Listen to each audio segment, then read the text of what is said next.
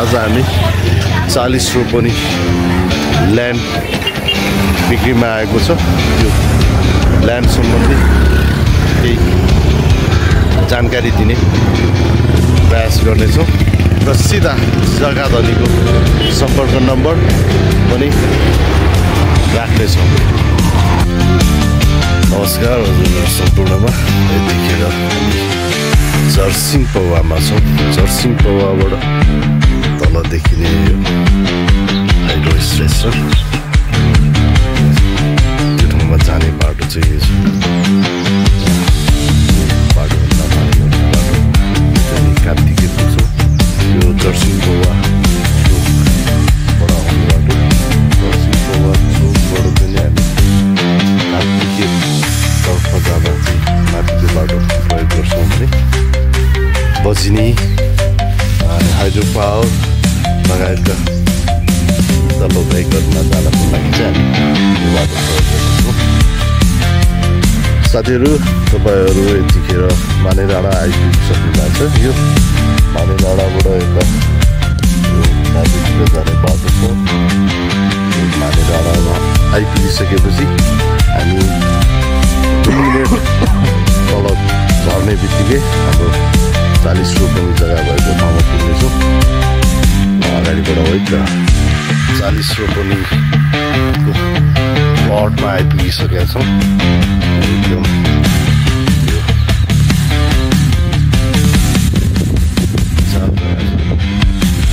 कुनै पनि plotting cafe गुम्बा बनाउन र कुनै आश्रमको लागि अति उपयुक्त जमिन हामी देख्न सक्छौँ। 40 रोपनी क्षेत्रफलमा फैलिएको यो काठमाडौँको जर्सिङ पौवाबाट मुनि बजिनी हुँदै तपाईँ मानेडाँडाबाट 2 मिनट मुनि झर्ने बित्तिकै तपाईँ 40 रोपनी क्षेत्रफलमा फैलिएको जमिनमा आइपुग्नुहुन्छ। यो पूर्व अति आकर्षक जग्गा तपाईँहरू माझ देखाइरहेको छु। यो जमिन बिक्रीमा आएको छ। म तपाईँहरूलाई सिधा सम्पर्क जग्गा धनीको राख्नेछु। एकदम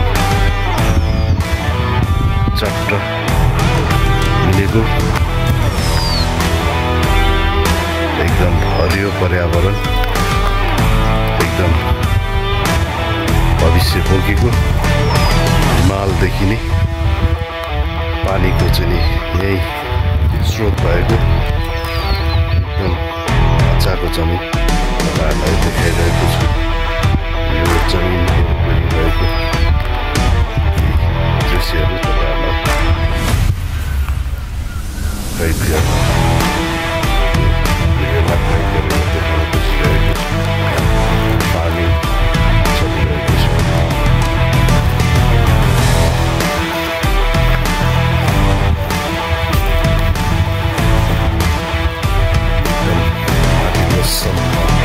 बसेको भाग लगभग तपाईँको 20-22 रोपनी माटीको बसेको जमिन छ। त्यसै गरी कल्ला अलिकति केही बिरालो भाग रहेको माथि हामी देख्न सक्छौँ। माथि जङ्गलसम्म नै देख्छ यो 40 रोपनी। माथि 18-20 रोपनी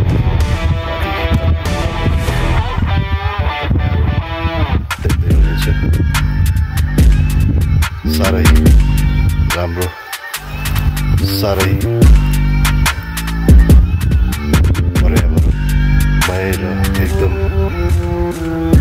अब होटल रिसोर्ट खोलिहाल्यो भने पनि तपाईँको यो एकदम शान्त वातावरणमा चाहिँ तपाईँ यो जग्गा पाउनुहुन्छ। यो हामी 40 रोपनीको अर्को एङ्गलबाट तपाईँलाई केही देखाउन खोजिरहेका छौँ। माथि यसरी गएको छ जमिन जङ्गलतर्फ र यो एकदम फाटिलो बसेको भाग देख्नुहुन्छ हैन। यसरी चाहिँ वहाँ माथि तपाईँ बाइक भएको ठाउँ यो झन्डा भएको ठाउँ यही 40 रोपनी अन्तर्गत पर्ने जमिन हो। लेखहरू देख्नुहुन्छ यस्तो मजाको जमिन बिक्रीमा आइसकेको छ। यथाशीघ्र सम्पर्क गर्न हुन हार्दिक अनुरोध गरिन्छ। एकदम मिलाएर दिने कुरा गरेको छ। अब जग्गा धनीको चाहिँ नि अब मुखैबाट मैले सोद्धाखेरि चाहिँ नि उहाँले यो चाहिँ नि मलाई अलिकति आर्थिक चाहिँ नि अलिकति अभाव भएको भएर म मिलाएर दिन्छु, आनाको 2,50,000मै दिन्छु, मलाई अलिकति पैसाको समस्या छ भनेर भन्नुभएको छ।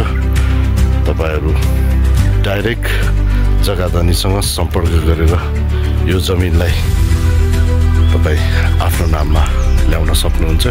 एकदम टोटल ल्यान्ड 40 रोपनी हैन। अब जग्गा धनीलाई पैसाको अति आवश्यक परेको भएर अब तपाईँहरूलाई यो पुरै लिने यदि पैसा पुगेन भने तपाईँको जग्गा धनीले आधी मात्रै पनि काटेर 20 रोपनी मात्रै पनि काटेर तपाईँ अब नक्सा पुर्जा अमिन ल्याएर हैन अब एकदम सम्बन्धित मान्छेसँग बसेर अब डिल फाइनल गरेर आधी मात्रै पनि तपाईँले चाहिँ खरिद गर्न सक्नुहुन्छ। कहीँ कतै पनि यहाँ तपाईँको ब्रोकर या दलाली साथीहरूले कष्ट नगरिकन सिधा जग्गा धनीसँग सम्पर्क गरेर तपाईँहरू यो आकर्षक जमिन आफ्ना बनाउन सक्नुहुन्छ।